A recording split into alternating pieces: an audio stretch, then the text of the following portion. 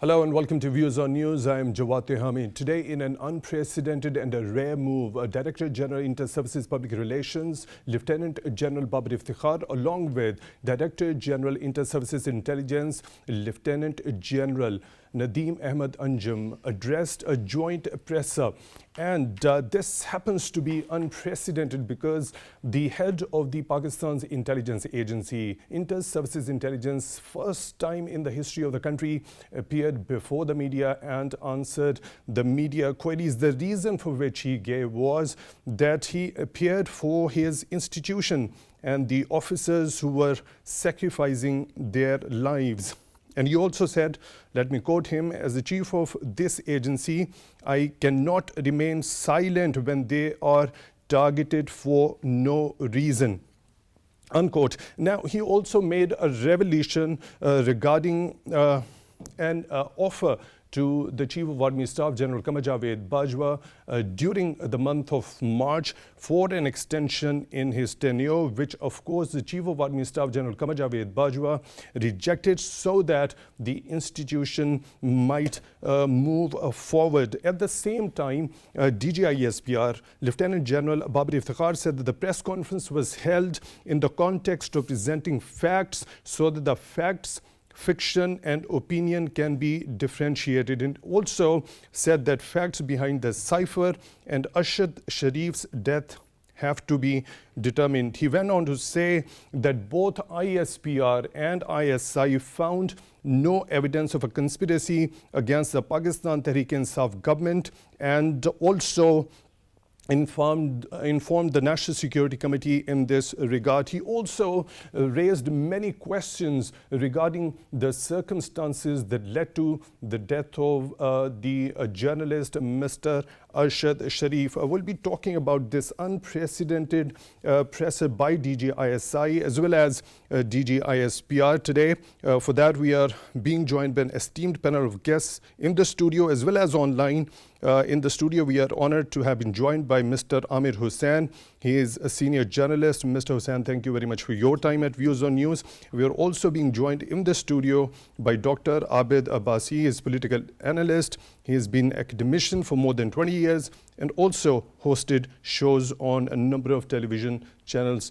Dr. Abbasi, thank you very much for your time also at Views on News. And on Skype, we are being joined by Mr. Siddique Farooq. He is leader Pakistan Muslim League Nawaz. Mr. Farooq, thank you very much for your time also at Views on News. Let me begin the discussion with you, Mr. Hussain.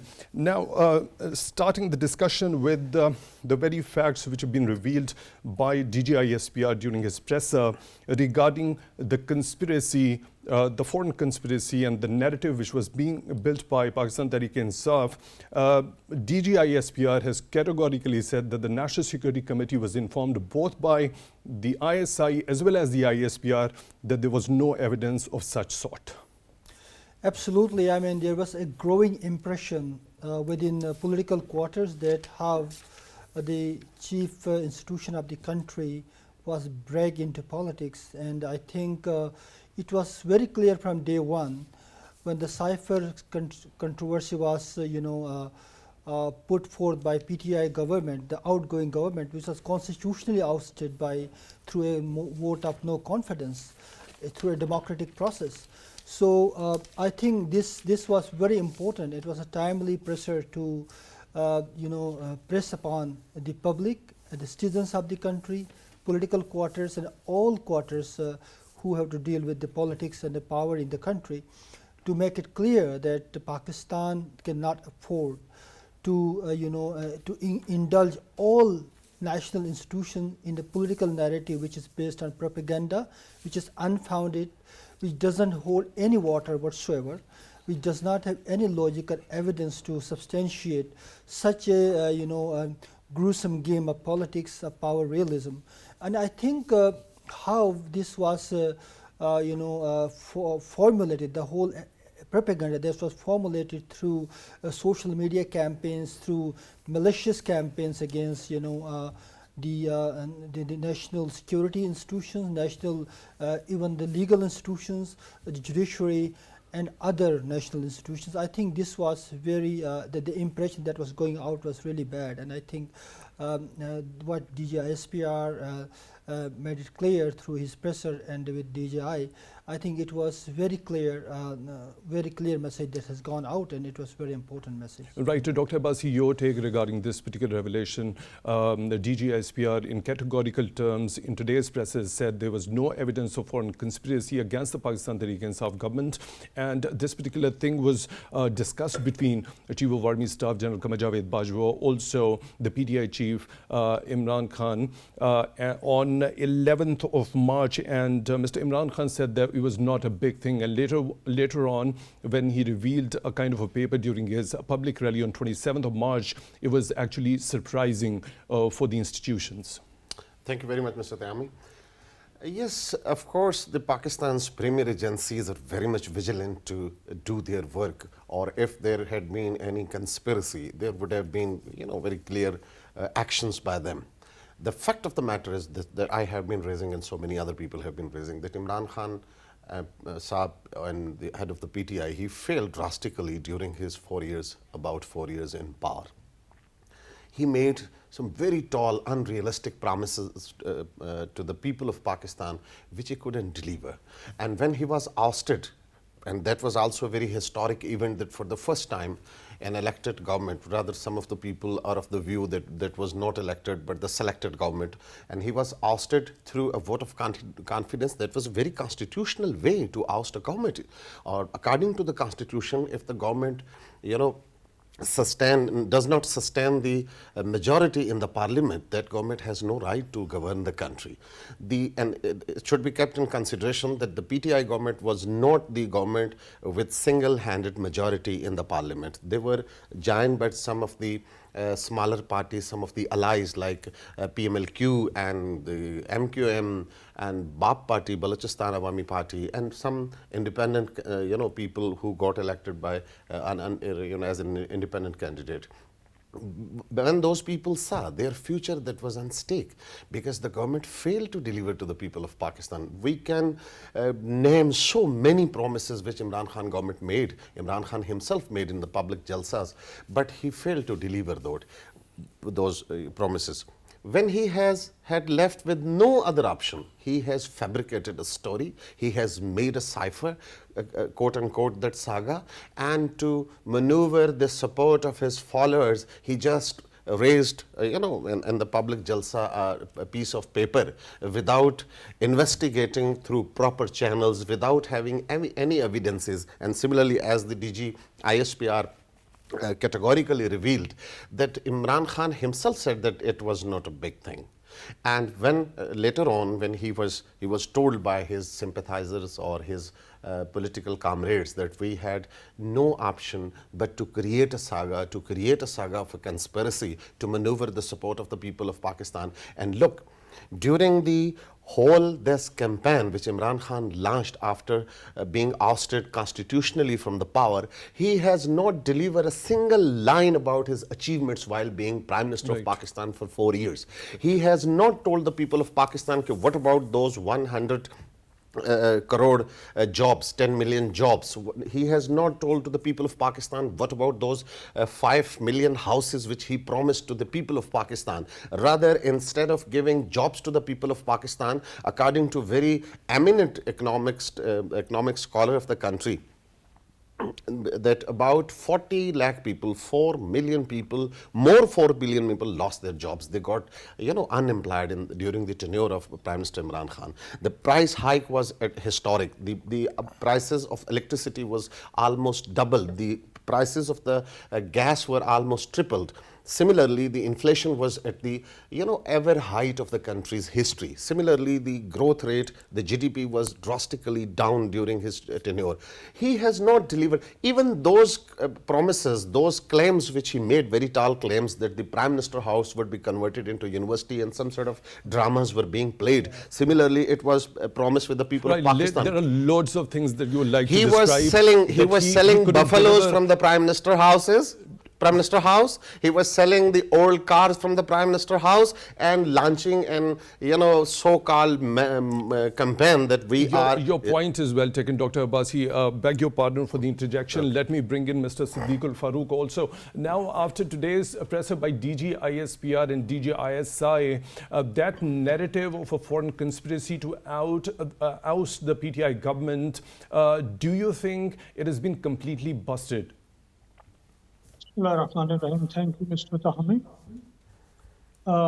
First of all, I'll appreciate Amir, Hussain and Dr. Abbasi who have elaborated facts, and I think there is nothing else on this count to be further added. The press conference, rather joint press conference of ISI chief and ISPR chief is something extraordinary. So when they have put facts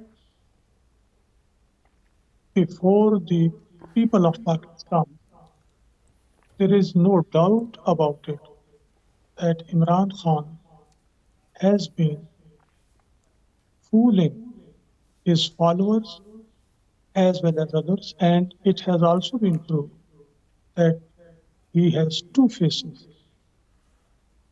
I think such a person is not capable of running an independent state like Pakistan. Moreover, I will request his followers to kindly keep facts before them and see whom they are following. The man who damages Pakistan's interests at foreign level and destroys Pakistan's economy. He has no regard for the people of Pakistan, as he has hardly fulfilled any commitment made in his manifesto and in his speeches. So everything has been, I think, revealed. Now facts are before us. Misusing of cable written by our own ambassador and then waving it in a public meeting. It was all misused. He has also destroyed our relations with Saudi Arabia, with UAE, with China especially, then America, then European Union, then Malaysia, so many friendly countries, and was unable to run country's economy as his own finance minister, Mr. Shaukat Tareen, on 1st of April 2021 said, our government has destroyed country's economy. हमारी हुकूमत ने मईशत को तबाह व बर्बाद कर दिया. Then in May 2022, he said Imran Khan had no economic plan. So this is sufficient to prove Imran Khan's failure, his inability. Mr. Siddique Farooq, do you think concocting or fabricating such sort of narrative could have actually served his political interests? Yes, to great extent, because he has made his followers fools. And I think he should not have been permitted to do so. He distorted facts. Then he launched a malicious propaganda campaign, and media supported him. Social media also supported him.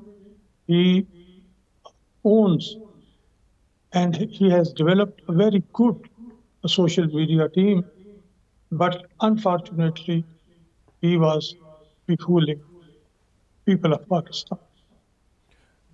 Right. Mr. Hussain, being a journalist yourself, DGI SPR today also said that while this particular false narrative was being built, and the institution was also being targeted. Chief of Army Staff General Qamar Javed Bajwa came under target during this smear and malicious campaign.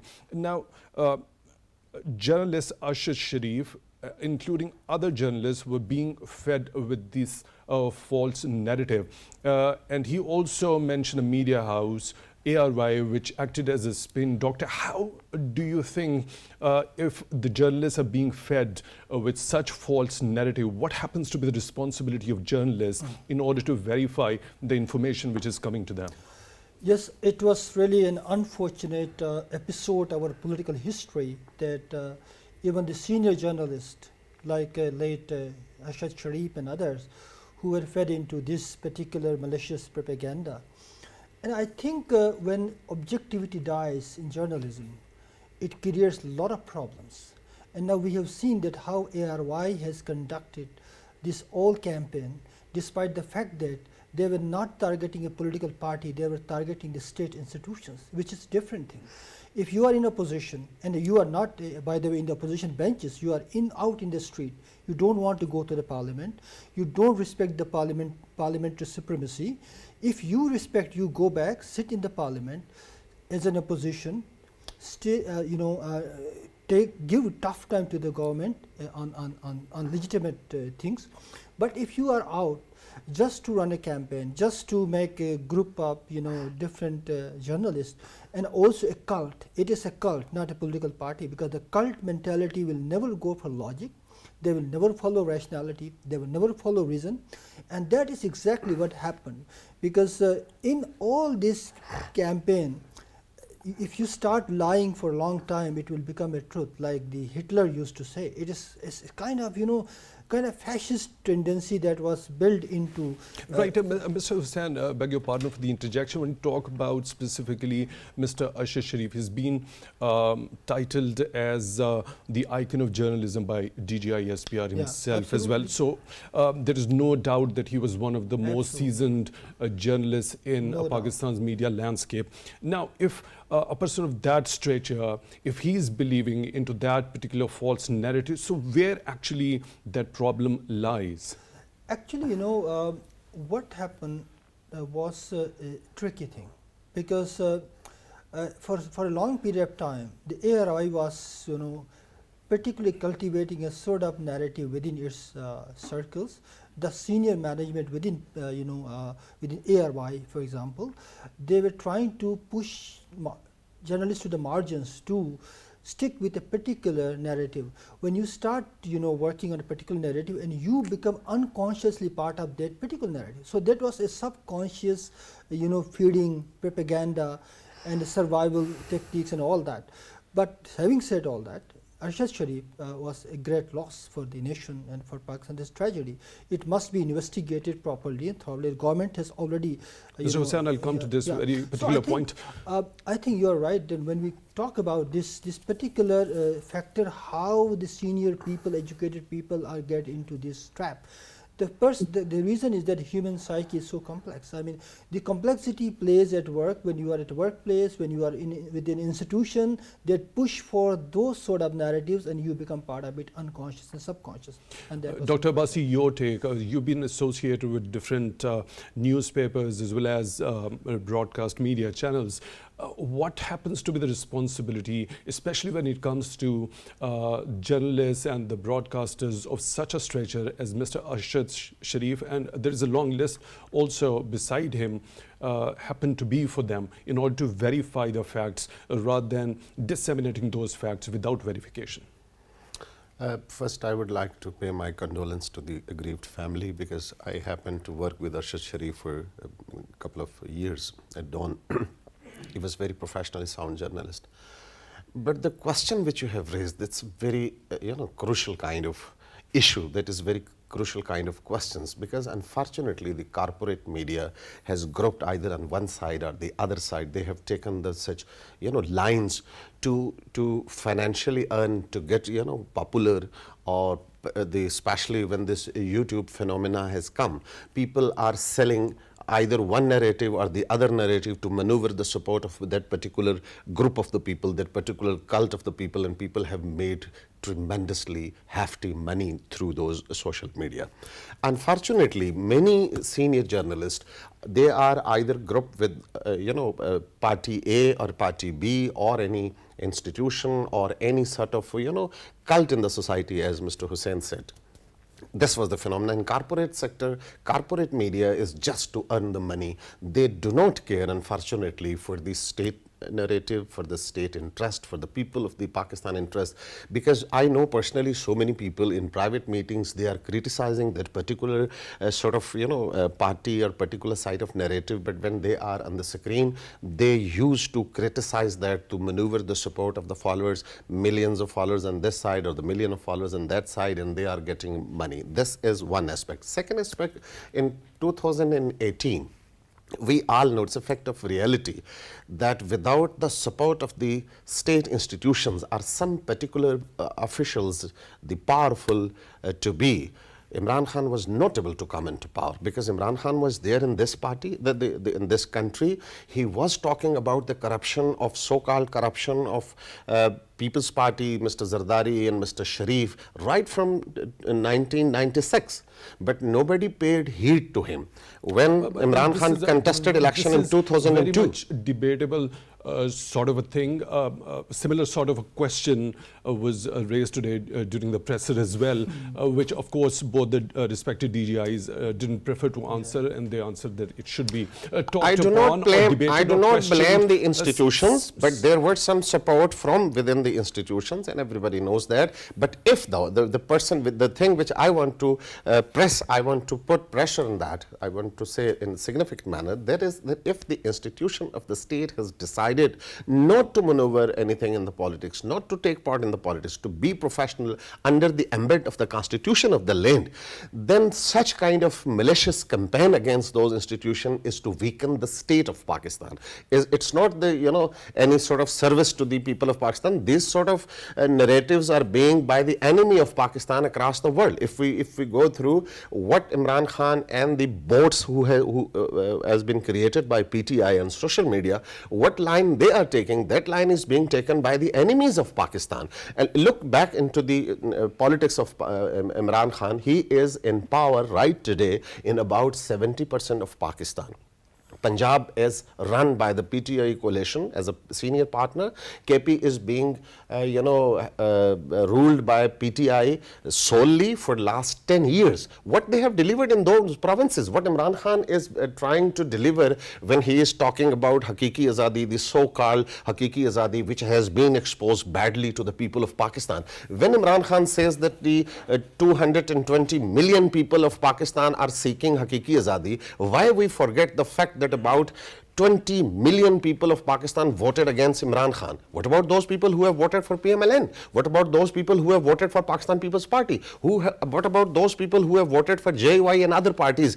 Pakistan is not those few lakhs people who are launching campaign against the institution of the state on the social media or attending the Jalsas Imran Khan, as he himself said. Look, on one side Imran Khan is expressing that Pakistan is passing through a very crucial phase. We are caught by such and such circumstances. On the other hand, he's saying that we will make an enjoyment during that Jalsa. Right. Look, these are not Pakistani representing the whole country, but there are so many people, same people in Pakistan who know what is being happened. On one side, he is using religion as a cult. Your point is well taken. Let's move to Mr. Siddique Farooq. Mr. Siddique Farooq, when we specifically talk about a media house that becomes plays the role of a spin doctor and tries to build up a false narrative, and that is directly and very categorically directed towards the state institutions, what happens to be the responsibility of the political elite in the country, including all the political parties, especially of the mainstream, in order to have the accountability and build a mechanism of check on such type of media houses?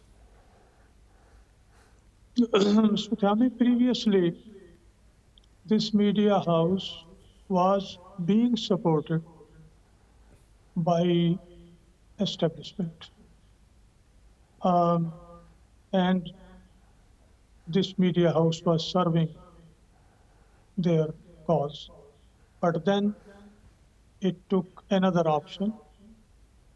After that, it started playing against the state.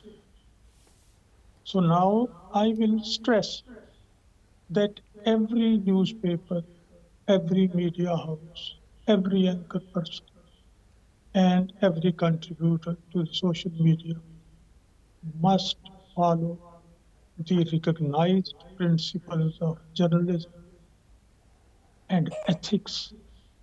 And if they are Pakistanis, they should follow Pakistan's constitution and letter and spirit, as are the spokesmen of Pakistan Army and agencies have today once again categorically said that they will remain neutral and observe constitution in letter and spirit.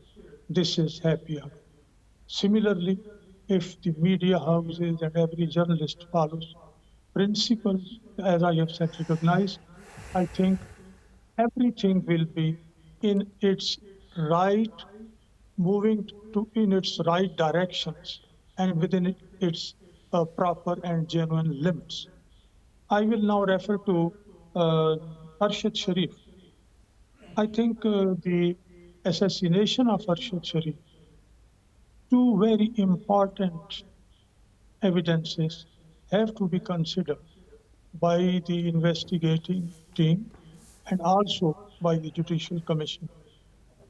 Mr. Murad Saeed has said that it was he who took him secretly from Islamabad to Peshawar, and from there, I think on 5th August, he was dispatched to UAE. And in the same press conference, he said he was assassinated by a group who conspired, who hatched a conspiracy to assassinate him in a foreign country. Then Mr. Imran Khan, while addressing a public meeting and press conference, says, I myself advise Arshad Sharif to leave Pakistan, go outside Pakistan. So all these things, and then the farmhouse, the ARY president who owns that farmhouse, etc., etc. All these facts and evidences should be duly considered so that the actually assassin behind this murder must be found out without any ambiguity. Right, Mr. Siddique Farooq, you have also raised very important and pertinent points over here. Similarly, we saw during today's presser, there were a number of questions which were raised by DG ISPR regarding the circumstances which actually led to the assassination of Mr. Arshad Sharif. And now, his movement and then the issuance of a threat letter by the KP government, and then his movement from Pakistan to the foreign country, to Dubai, and then after the expiry of visa... via KP, via Peshawar, via Peshawar, DGISPR categorically said that the KP government also gave the full protocol, and he was also escorted by the KP officials to the Peshawar airport. And over there, when his visa expired, then he had to leave the country. There should be questions raised. Who ensured him that he would be safe in Kenya? And now, these questions, as you already mentioned certain names, when it comes to the investigation, do you think these names would become the part of the participation so that all these questions must be answered?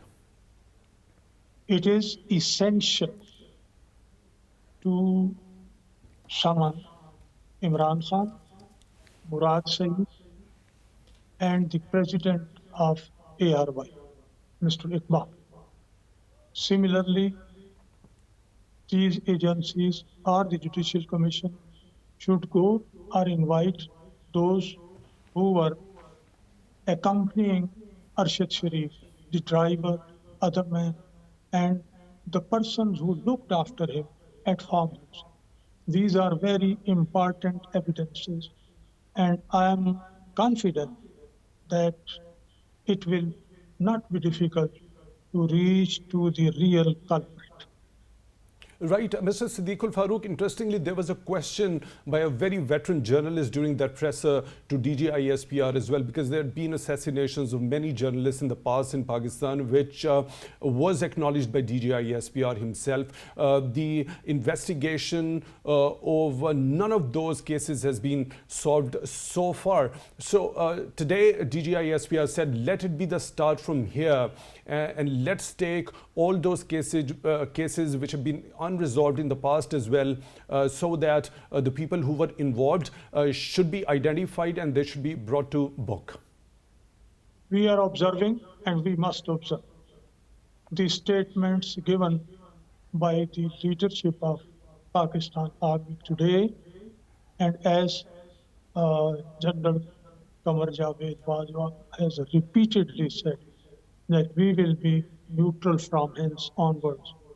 They have also admitted their mistakes, maybe blunders in the past.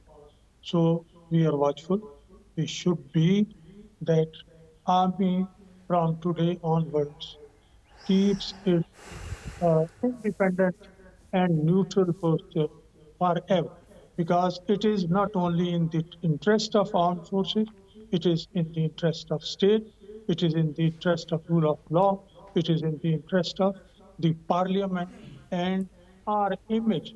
It is in the interest of building our image at international level as a democratic and economically developed state. Right, Mr. Siddique Farooq, your point is well taken. Mr. Hussain, when we talk about another question posed to the DG ISPR, in which there was kind of a hint that there could be a possibility of any foreign element involved in this assassination. The name of the country was also named by the respective journalist, which was not ruled out by the DG ISPR. He said this could be very much the possibility that such type of thing could be done from our eastern neighbor as well. What's your take on it? It can't be ruled out, because when there is so much political polarization within the country, the third parties or the rogue elements from outside the country could take advantage of that one as well. Absolutely. This is how the hybrid wars take place in modern times, the postmodern times. And I think there are multiple possibilities that anybody, any enemy of the state can exploit such situation to create more polarization, to create more political instability. Though we have already Mr. Imran Khan creating a lot of instability, I think then there is more coming from the outside. But I think let investigation to go through. Let us see what are the key factors behind that, because there are many open questions. There are a number of possibilities, open questions. The police from Kenya, they are not sure what they have done, because there are multiple statements coming out from there as well. Now, I think it has to be investigated, it has to be given time, and those who are jumping into conclusion, for example, for political reasons, that must be stopped now, because this must not be politicized. This is something that, as a journalist, I believe that this is the larger issue for the journalist community, that we should demand for a thorough, fair and honest investigation, and that the conclusion must be shared and must be made public. And this is the time. I think this growing realization with all state institutions to coming for a larger political dispensation and for a new charter of democracy. This is the time for the new charter of democracy, where all political forces, where all state institutions must come together to ensure that the parliament is supreme and the parliamentary democracy takes roots in the country, and that is the only way forward. It is not only one party's responsibility to take all the onus of economy and politics. Everybody has to contribute, everybody has to come forward to create this sense. And I think this is the time we have to think on those lines. Dr. Abbasi, when we talk about DG ISI, he said that the personnel or the officers from the institutions, the ISI and the army have been withdrawn from this probe so that there could be a fair probe, because definitely fingers were being pointed towards the institutions, and to wash that off and to clarify the thing that the probe is going to be held in a fair and impartial manner. How do you see this particular decision as well? But at the same time, DGI ISPR also said that whenever and wherever there would be a need of using the expertise of the institutions, they would be available. Yes, I think this is they are in very much position to investigate, especially when a murder was taken place out of the country. And the premier agency, we should keep in mind that Pakistan's ISI is one of the few premier agencies of the world, secret agencies of the world. But the point which I want to make, yes, I fully agree with Mr. Hussain and you and Siddique Farooq Sahab that there must be a probe into the issue, there must be investigation, there must be, a thorough investigation in the issue, because this is not a joke. A journalist was killed. But with due regards to all of you, I want to say there are so many people who have been talking against the armed forces, against the individuals in the armed forces, and this ongoing saga of PTI campaign against the state institution, but nobody was harmed on this particular issue. Why particularly Arshad Sharif and the fingers are being pointed out towards the state institution?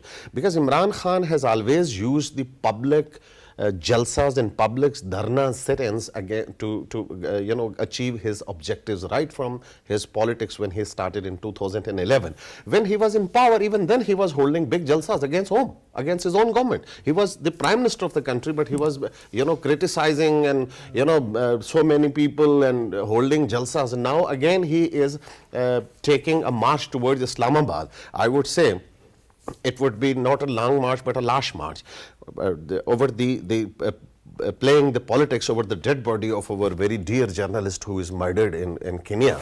Look, Imran Khan's very close comrade Naimullah, who remained his friend for about 30 years, when he was in hospital, and he was part and parcel of the government of Imran Khan.